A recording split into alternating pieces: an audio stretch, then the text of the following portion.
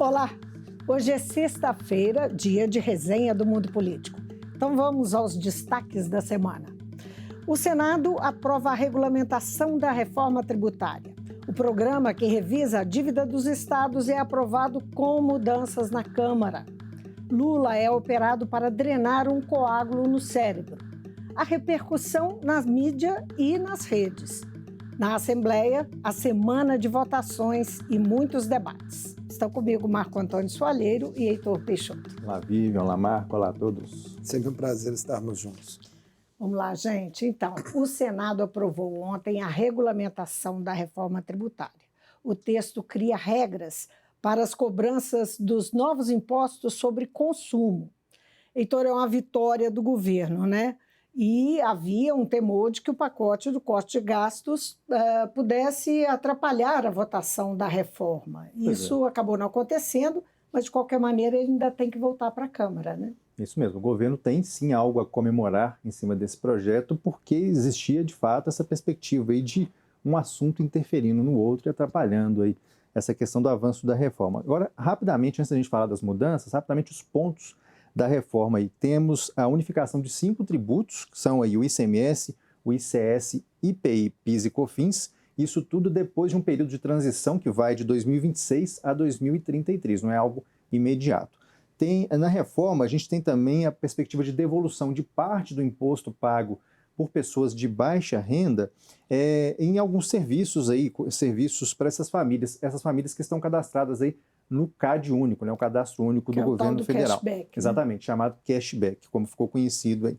Um exemplo desse benefício é um desconto para esse público nas contas aí de água, luz e gás. Agora, algumas mudanças aqui no Senado, que inclusive é o que faz o projeto voltar para a Câmara. Tem mudança, por exemplo, no imposto seletivo, que é aquela sobretaxa criada para desestimular o consumo de bens e serviços que são considerados aí prejudiciais à saúde e ao meio ambiente. É o que ficou conhecido aí popularmente de o imposto do pecado.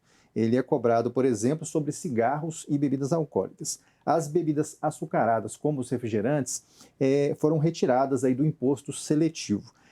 Nesse debate, os governistas tentaram voltar para esse imposto a questão das armas e munições. Isso estava lá inicialmente, foi retirado e agora tentaram colocar novamente, mas a oposição se mobilizou e impôs ali uma derrota nesse ponto ao governo.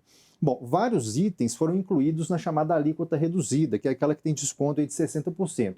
Entre eles, água mineral e biscoitos, planos de saúde, inclusive de animais, serviços de água e esgoto e também os agrotóxicos vão ter imposto reduzido aí, segundo essa mudança que passou lá no Senado. O setor de eventos, que também foi muito impactado na pandemia, ainda está se recuperando, também está fazendo jus a essa alíquota reduzida. Essas várias exceções à regra geral é que estão preocupando, e o governo está calculando aí a alíquota base que vai ser cobrada, e entende que essas mexidas podem fazer essa alíquota subir. Então, tivemos aí uma fala do deputado Reginaldo Lopes, do PT, que ele é um dos relatores da reforma lá na Câmara, ele dizendo que essas mudanças do Senado devem ser analisadas em separado pelo Colégio de Líderes da Câmara, para ver o que faz aí com esses pontos. Ele não descartou que algumas dessas mudanças possam ser derrubadas pelos deputados. Já esteve conosco aqui no Mundo Político, né, dando entrevista sobre o assunto, o deputado Reginaldo. Agora, até porque essa elevação cria um problema com a trava, né? Exatamente. A trava é de 26,5%. Exatamente. E é a média, né? Essa trava é uma média. Então, cria essa dificuldade. O governo já projetou ali que a alíquota geral pode subir quase 0,6% em cima dessas mexidas. Então, hoje, a sinalização é de que a alíquota básica pode estar passando de 28%. Então, bate um pouco com essa questão da trava aí, né, Vivian? E, por outro lado, o governo entende que, apesar das mexidas, a espinha dorsal da reforma foi preservada. A expectativa de votação na Câmara já é agora no início da semana, previsão terça-feira. Muito bem. E a proposta do corte de gastos segue esperando a votação na Câmara dos Deputados. Em reunião do Conselho de Desenvolvimento Econômico, Social e Sustentável, na quarta-feira, o ministro da Fazenda, Fernando Haddad, defendeu que os parlamentares aprovem as medidas de contenção desenhadas pelo governo, ou seja, que aprovem aquilo que o governo mandou no pacote do corte de gastos. Agora, o Arthur Lira, o presidente da Câmara, sinalizou que o pacote vai sofrer mudanças, em Marco. Lira sinalizou isso em uma entrevista, sem detalhar exatamente quais seriam, né, esses ajustes, mas é, de fato, a tendência, né, de que isso ocorra. E há uma expectativa de que a matéria, assim como a reforma tributária, também seja votada na semana que vem, né, principalmente após o governo ter publicado uma portaria, né, para viabilizar os repasses de emendas parlamentares sem desrespeitar aquela recente decisão do STF que disciplina a questão. Arthur Lira, inclusive, convocou sessões já do plenário de segunda a sexta-feira da semana que vem. A ideia é fazer um esforço concentrado para tentar fechar a pauta, né, limpar todos esses projetos antes do recesso parlamentar, que tem início previsto para o próximo dia 20, na sexta-feira da semana que vem. Relatores dos 2 projetos de lei que compõem o pacote do corte de gastos já estão definidos. O deputado Átila Lira, que é do PP do Piauí, irá relatar o PL que prevê o bloqueio e o contingenciamento das emendas parlamentares até a mesma proporção dos bloqueios que são aplicados, né, às demais despesas não obrigatórias do governo. E esse PL também limita o uso de créditos tributários caso haja déficit nas contas públicas. Já Isnaldo Bulhões, que é do MDB de Alagoas, ficará responsável pela relatoria do projeto que impõe novos limites para o reajuste do salário mínimo e critérios mais rígidos para a concessão do benefício de prestação continuada.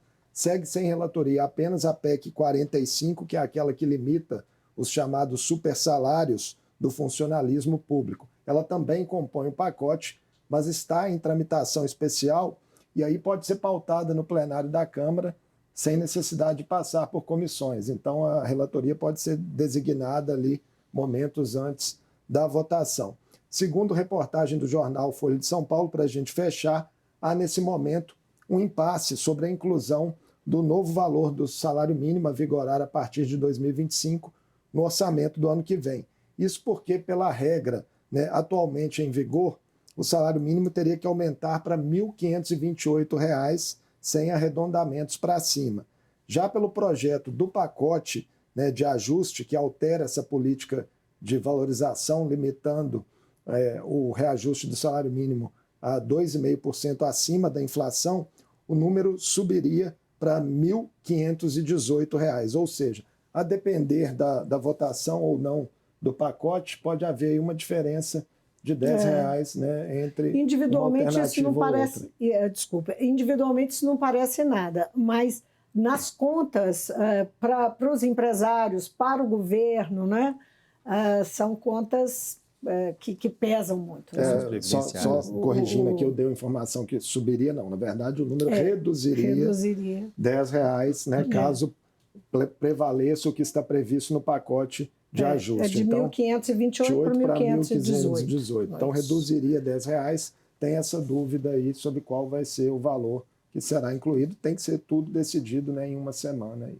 Pois é. É muita coisa para ser decidida, tem muita coisa pendente, né? A reta final promete. E o Propag, aquele programa para renegociação das dívidas dos estados, avançou no Congresso. A Câmara aprovou o projeto que permite aos estados endividados, como é o caso de Minas Gerais e muito endividado, aderirem ao programa que oferece condições para saldar as dívidas com a União num período de 30 anos.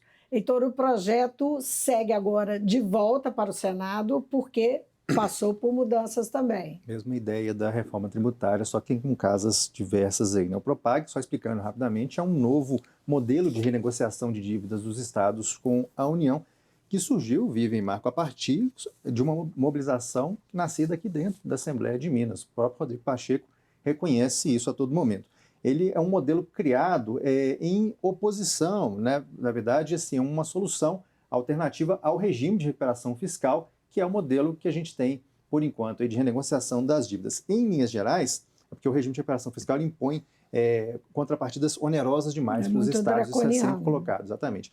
Então, em Minas Gerais, o que o Propag permite? Renegociação em até 30 anos, redução de juros e possibilidade do uso de ativos, isso é um ponto que interessa muito a Minas Gerais, para amortizarem as suas dívidas, né? Esse uso de ativos é um dos itens, inclusive, que fazem reduzir os juros nessa renegociação.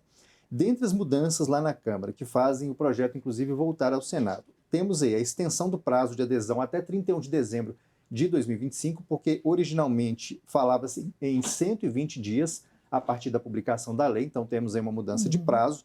Tem também uma ampliação do rol de bens, de ativos que podem ser usados pelos estados nessa renegociação, e um ponto incluído aqui, que talvez interesse até o Rio de Janeiro, que é a questão do uso de receitas com exploração de petróleo e gás. E ainda o uso de créditos da dívida ativa dos estados. Inclusive, aqui na Assembleia, nesta semana, tivemos a aprovação de um projeto que permite a renegociação de débitos dos consumidores, dos contribuintes que estão inscritos em dívida ativa aqui do estado.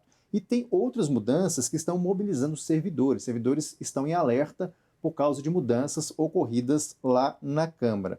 Uma é que o Propag pode ter um teto de gastos semelhante ao que o regime de recuperação fiscal tem e que é um dos pontos mais polêmicos do regime, é aquele que limita o crescimento de despesas à variação da inflação. E olha só, tem uma menção expressa no teto de gastos do Propag de que ele se aplica a todos os poderes. Embora esse raciocínio esteja também no regime de recuperação fiscal, o Executivo assume eventuais estouros de teto de outros poderes. Isso no regime. Agora no Propag não, está dizendo que todos os poderes têm que participar desse esforço. E ainda tem uma redução do limite prudencial de gastos com pessoal. Esse limite seria acionado quando o Estado batesse ali em 90% de comprometimento do dinheiro com o pessoal. Hoje é 95%. E quando isso acontece, o Estado tem uma série de travas também. Não pode criar cargo, não pode mexer em carreiras, não pode fazer concurso, nem contratar pessoas temporárias. Então já tem mobilização de servidores, especialmente do Judiciário, neste momento, contra essas mudanças, vão confrontá-las aí nessa tramitação.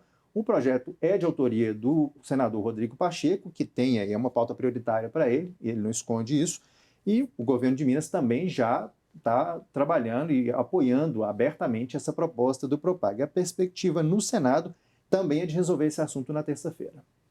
Pode ser que no Senado se retorne tem alguma chance, né, de se retornar ao projeto original, né? Mas ninguém falou nada sobre isso, não. Assim, a princípio, desses pontos que a gente está destacando aqui, pelo menos eu não vi repercussões nessa linha, mas pode haver alterações.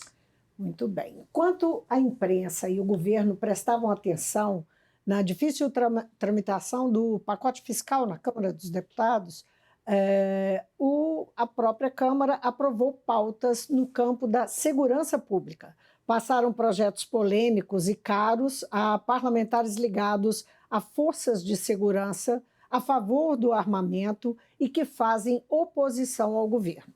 Na lista estão a castração química para pedófilos, anistia a portadores de armas ilegais, internações compulsórias e um texto que enfraquece o governo federal e fortalece estados no combate a facções criminosas. Os projetos ainda, todos eles, dependem de votação no Senado. E no início da semana, o foco principal da mídia foi Lula. O presidente teve dores de cabeça e passou por exames na segunda-feira em Brasília. Na terça, já no Hospital Sírio-Libanês, em São Paulo, Lula foi operado para drenar uma hemorragia no cérebro. Segundo os médicos, uma decorrência daquele acidente doméstico que ele sofreu em outubro. Ontem, Lula foi submetido a um procedimento por cateterismo para impedir que tenha novos derrames. Segundo a equipe chefiada pelo médico Roberto Calil, o presidente está bem e deve ter alta na semana que vem, né, Marco? Nas manifestações públicas que se sucederam, né, ao anúncio da primeira cirurgia, nós vimos muitas autoridades de diferentes instâncias e partidos políticos, né, inclusive de oposição, como o líder no Senado, Rogério Marinho, governadores, enfim, externando solidariedade e desejos de melhora ao presidente. Mas no vale tudo das redes, né, em meio a essa sociedade ainda muito polarizada, o tema também não escapou de alguns posicionamentos mais ácidos e até desumanos, em casos extremos, com declarações de torcida expressa pela morte de Lula. Disso decorreram aí muitas discussões entre apoiadores de Lula e Bolsonaro quanto a qual grupo foi mais insensível em relação a problemas de saúde desses atores políticos. embates, né, nessa linha a gente viu até mesmo aqui no plenário da Assembleia, né, Heitor? Pois é, a deputada bolsonarista Amanda Teixeira Dias, ela se solidarizou lá no plenário, ela dizendo que, diferentemente do que fizeram algumas pessoas da esquerda, que ela estava ali torcendo para que o Lula se recuperasse. Mas ela aproveitou ali para criticar o fato do presidente estar se tratando naquele que, segundo ela, é um dos melhores, se não o melhor hospital do Brasil. Ela fez essa marcação de posição aqui. Aí logo vieram deputados da esquerda contando que estavam vendo ali naquele momento várias manifestações da direita de exatamente o que você falou, Mar, de ódio aí ao presidente, desejo de morte, enfim. E aí, na resposta também, os deputados da esquerda, eles aproveitaram para lembrar que eram setores da direita que tinham inclusive um plano para matar Lula revelado nas investigações aí sobre a tentativa de golpe articulada aí pelo núcleo do ex-presidente Bolsonaro. Essa questão de custos, né, do tratamento de saúde do presidente apareceu também em postagens do vereador de São Paulo, Rubinho Nunes, que é ligado ao MBL, e de alguns investidores da Faria Lima, que diziam que era uma incoerência que o presidente se tratasse em um hospital de elite, quando ele ressalta tanto a importância do Sistema Único de Saúde. Lógico que também, né, nessas postagens ali na caixa de comentários, muita gente saiu em defesa do presidente, né, afirmando que era praxe, né, e completamente natural que uma autoridade desse porte, né, tivesse um tratamento privilegiado, condizente ao cargo que ocupa. Na imprensa, né, para a gente fechar essas repercussões, vimos também na crônica política alguns cronistas ensaiando aí já cenários, se eventualmente Lula tiver um impedimento de saúde, o que pode acontecer para 2026. Deu uma aquecida no debate eleitoral de 2026. Falando quem seriam substitutos, né, eventuais substitutos. Mas, enfim, de nossa parte, a gente torce, né, para que os prognósticos positivos se confirmem, o presidente tenha alta no início da semana que vem e esteja prontamente restabelecido o mais rápido possível. É isso aí. E ontem, a consultoria Genial Quest publicou uma avaliação do trabalho do presidente Lula. A pesquisa foi feita entre os dias 4 e 9 de dezembro, ou seja, foi antes disso tudo aí que nós acabamos de contar sobre a cirurgia do Lula. Segundo a Quest, 52% aprovam o trabalho de Lula e 47% reprovam. Então, tem aí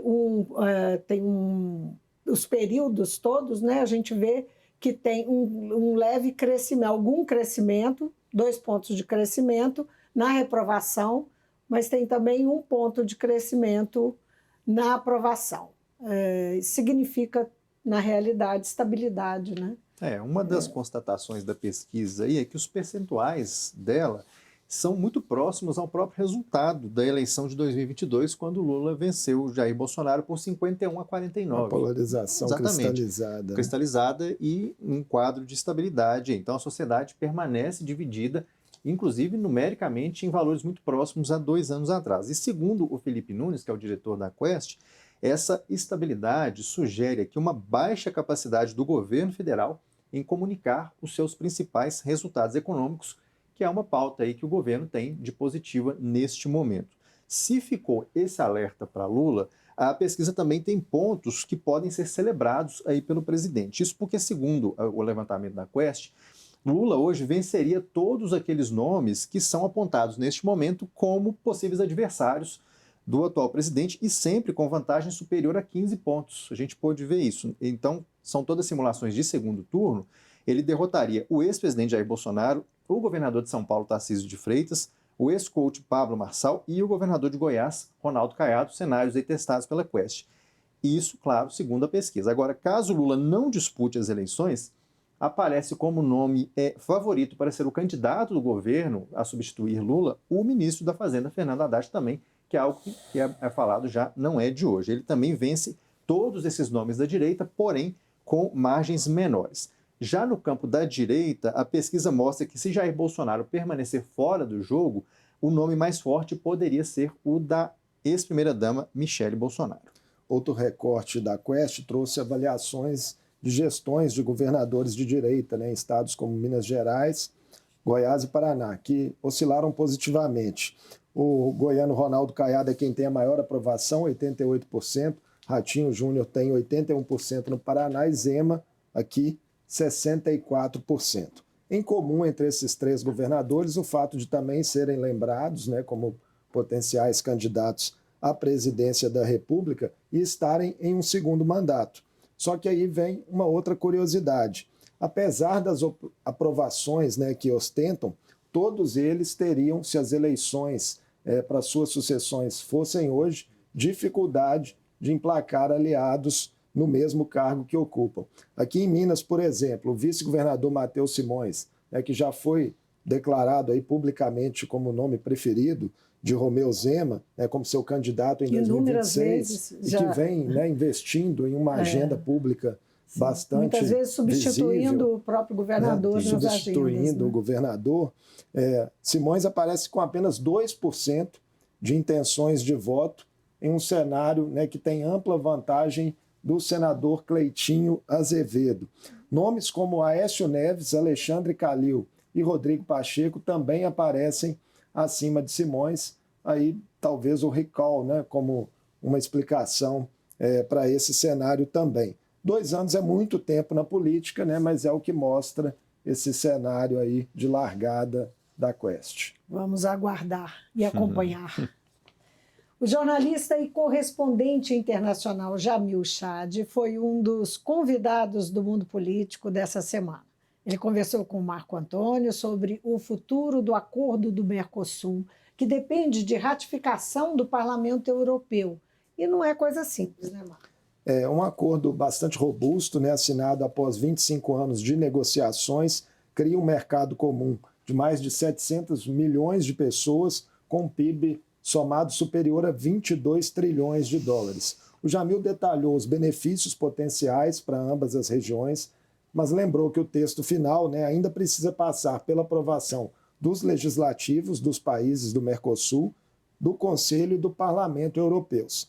Avaliou ainda, né, as resistências por motivações comerciais e políticas de países como França, principalmente, né, Itália, Holanda, Irlanda e Polônia, e as complicações que isso pode trazer. Vamos ver.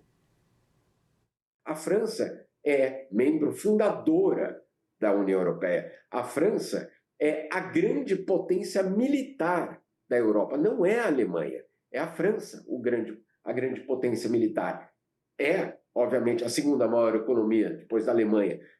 Como fazer um acordo comercial sem a participação desse gigante europeu, né? Dentro da Europa, pelo menos? Então, esses são os obstáculos. É claro que pode ir adiante, claro que isso tudo pode ser eventualmente atropelado, mas eu acho que politicamente é muito difícil você ver. Eu fico imaginando um governo francês que seja derrotado num voto sobre o Mercosul. O que esse governo francês pode fazer em relação aos seus, entre aspas, adversários europeus em outras votações? No final dessa entrevista, o correspondente internacional Jamil Chad, né, também faz uma leitura do cenário na Síria, né, após a queda do ditador Bashar al-Assad, em meio à atuação ali de diversos grupos rebeldes no país e os interesses geopolíticos envolvidos. Vale muito a pena conferir a íntegra dessa conversa. E essa semana o Marco Antônio ainda entrevistou o cientista político Christian Lynch sobre a história do pensamento político do Brasil, o professor de economia da UFOP, Francisco Horácio, que fez um balanço da economia em 2024, e o jornalista André Ítalo Rocha, autor do livro A Bancada da Bíblia. Ótimas entrevistas, né, Marco? Papos, né, muito interessantes que nos levam a diversas reflexões. Quem quiser conferir, só acessar lá a aba do Mundo Político no endereço lmg.gov.br/tv. Tá dito. Bom, então agora a semana na Assembleia, a penúltima antes do recesso parlamentar. Foram muitos debates e embates e muitas reuniões em torno de projetos que dividiram os parlamentares. Pois é, nesse ano a gente viu diversas vezes impasses entre deputados da base de governo e da oposição, mas nessa semana os projetos que tiveram embates mais evidentes foram aí disputas entre direita e a esquerda. Deputados da direita, por exemplo, criticaram menções à questão de gênero em 2 projetos. Um é o Estatuto da Igualdade Racial, que é de autoria das 4 deputadas negras da Assembleia, todas elas de oposição, e em um projeto da deputada também de oposição, deputada Lohana, que prevê mais mulheres participando de editais de cultura aqui no Estado, inclusive mulheres lésbicas, bissexuais e transexuais, motivo pelo qual, nesse ponto aqui, os deputados da direita fizeram uma obstrução no plenário. Bom, então o que a gente tem aqui? A direita também obstruindo, em alguns momentos, o projeto que prevê a instalação de câmeras nos uniformes dos policiais e nas viaturas. Projeto aqui também da oposição, argumentando a direita que as câmeras poderiam inibir o trabalho dos policiais e, no limite, aqui até reduzir as ações de enfrentamento ao crime por essa questão, ainda uma sensação de inibição dos policiais de atuarem nessas questões. Em que pese uma declaração recente do governador de São Paulo, Tarcísio de Freitas, que é desse campo, né, reconhecendo que havia cometido um erro, né, ao defender aí que essas câmeras não fossem instaladas. Pois é, a esquerda inclusive rebateu aqui na Assembleia dizendo que entende que as câmeras podem melhorar a atuação dos policiais e aumentar inclusive a sensação de confiança da sociedade nas próprias forças de segurança. Fato é que esse projeto avançou nas comissões e vai para o plenário em primeiro turno. Agora a esquerda também obstruiu projetos aqui. Obstruiu o projeto que previa a vigilância armada nas escolas. Acabou conseguindo retirar essa expressão contratação de vigilância, inclusive armada, do texto, e isso fez com que o texto pudesse avançar. Foram muitas reuniões de comissão, muitas suspensões para negociações entre os parlamentares, e no fim, o que a gente viu? Um reconhecimento mútuo ali, tanto da direita quanto da esquerda, de que um debate mais respeitoso, mais produtivo, tem condições não só de destravar assuntos aqui na Assembleia, como de melhorar os textos que chegam para o plenário. Fato é que todas essas matérias que eu mencionei vão ser votadas no plenário ainda, e aí a gente aguarda para ver se essas obstruções e esses desacordos que aconteceram durante a semana também vão se manifestar no plenário, porque, embora tenhamos tido ali os acordos para destravar os assuntos, todas elas são pautas não consensuais entre direita e esquerda. Vamos ver lá no plenário. Assim como em Brasília, né, promessa de uma semana que vem agitada aqui na Assembleia. E ainda tem orçamento, né? Então, preocupação também de obstrução, porque tem orçamento para votar essa semana. Fala-se, inclusive, que não o orçamento daqui, de Minas, mas o orçamento federal corre o risco de ficar para 2025. Né? Essa é uma possibilidade. Muito assunto difícil ao mesmo tempo, tramitando tanto lá quanto aqui. Né? Vamos aguardar e acompanhar, se nós vamos ter um bocado de serviço semana que vem também. Com certeza. Pessoal, então, sextou, hora de ir embora para casa. Muito obrigado, Marco Antônio e Heitor. Abraço a todos. Ótimo fim de semana. E obrigado a você que ficou com a gente. Segunda tem mais Mundo Político inédito com Marco Antônio e a gente volta na sexta com a resenha. Até lá.